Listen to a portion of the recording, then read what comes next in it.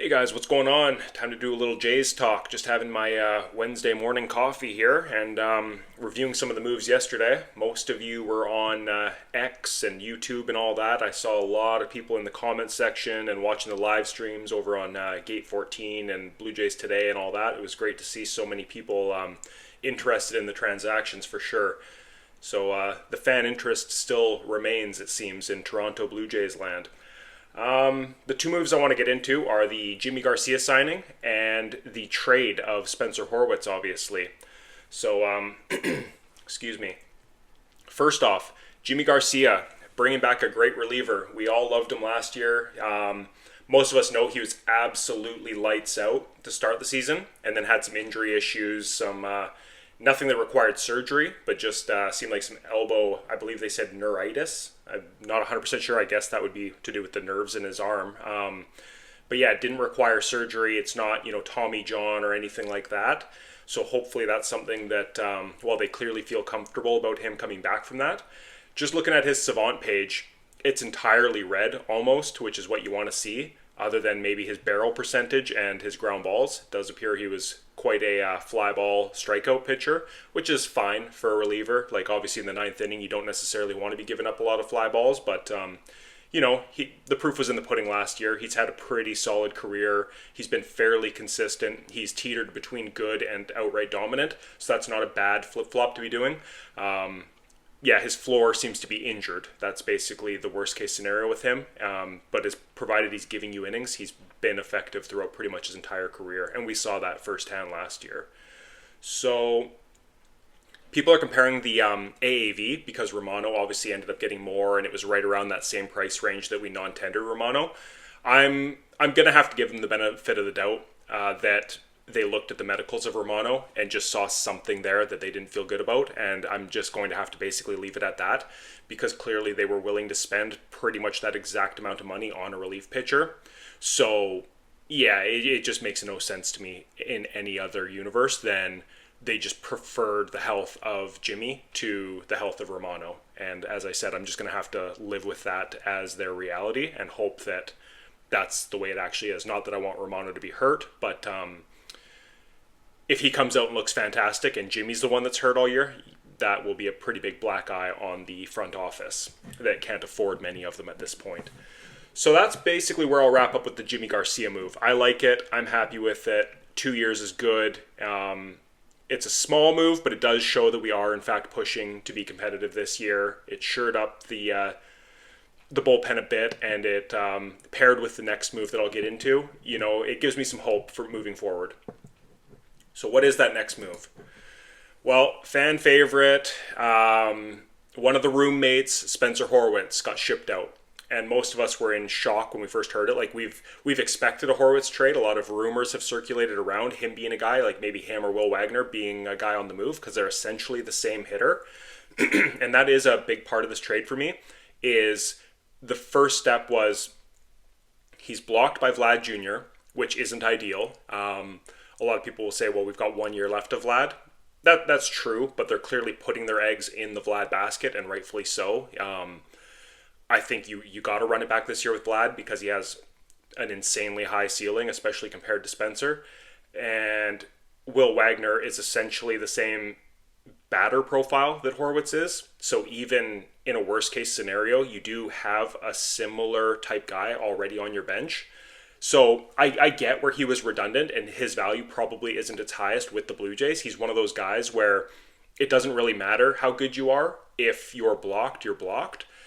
And he ended up in Pittsburgh. I don't know if everyone saw that. So we traded him to the Guardians for Andres Jimenez and Nick Sandlin. And then they ended up flipping him to Pittsburgh. So it's probably a good thing for Spencer to go get a fresh start in Pittsburgh. And he should be the guy given first, kind of first team reps, if you will, to steal a football term, as the first baseman. And he can actually try and run with that position. So I'm happy for Spencer. And looking at what we got back, I know people looked at the FIP of Sandlin, but when a reliever is consistently good, at some point in time, I don't necessarily care about their FIPs. Like, I can pull up his page here right now. I had it up last night. And I am familiar with Nick Sandlin, and oddly enough, he's a guy that I always used to trade for or do trade for in like when I'm playing the show and stuff like that, just because I like the wind up and I like the sinker, splitter, slider kind of guys. That's just like a personal preference. And so it is kind of funny that I often make these moves in like franchise mode, and we ended up going to get him. So his off-speed run value, 97th percentile, very, very good, even though his pitching run value wasn't great last year. But he's rattled off consistently under 4 ERAs, and I know that doesn't sound fantastic, but when you couple it with his whips being like 1.1, 1.0, you're getting a good pitcher. Nobody's saying he's a closer. Nobody's saying anything like that. He's not a closer. He's not your setup guy. He's a steady, sixth inning, seventh inning, and tight games kind of guy. Like, you don't feel terrible about throwing him out there, but he's also not going out there to pitch your ninth inning. So we do need to kind of temper those expectations. He's just a good, solid bullpen arm. And he does have a funky delivery, and he's a bit of a different look versus some of the other guys in our bullpen, which I like to see. I don't, 100-mile-an-hour fastballs are sweet. We could definitely use more of them. But if you're coming in after, say, a hard-throwing righty, and you come in with a similar pitch set that they have, like, a Swanson after a Gosman, for instance, it doesn't optimize their effectiveness. Whereas having a guy that's like a bit of a side armor with a sinker ball and a slider, he comes in well after some of these other looks that we offer with the the Bowden Francis and the Kevin Gosmans of the world, and whoever else we might pick up, to be honest. So yeah, I'm content with the Sandlin pickup, and I'm glad that he's cheap and we have a few years of him, and he should help stabilize the bullpen. But obviously the prized jewel of this trade was Andres Gimenez, and he's paid a lot of money. I think we got him for about $10.5 million or so the first year, and then I think it goes up to 15, and then he's into the $23 million for a few years, and then there's a team option. So he's definitely not cheap, but what you have to remember is his upside is by far the highest of anyone in this trade. Spencer Horwitz puts up, in a full season last year, maybe 2.5 to 3 WAR. And that was, by all accounts, a pretty productive season for Spencer Horwitz. An 800 OPS, roughly. I think he was at 790. And that's probably getting close to his ceiling as like a DH and a fringy first baseman. Whereas Jimenez's floor is essentially a 2.5 to a 3 win player. So his floor is probably similar to Spencer Horwitz, and this could get exposed as a terrible take. Like, Spencer could go off for 40 home runs and be an MVP candidate and all that stuff. But realistically, Jimenez has already been there. He's already been a 6+ win player, and I know he's regressing with the bat, but he provides Gold Glove or even Platinum Glove level defense up the middle, which is huge, and stolen bases, which this team needs greatly.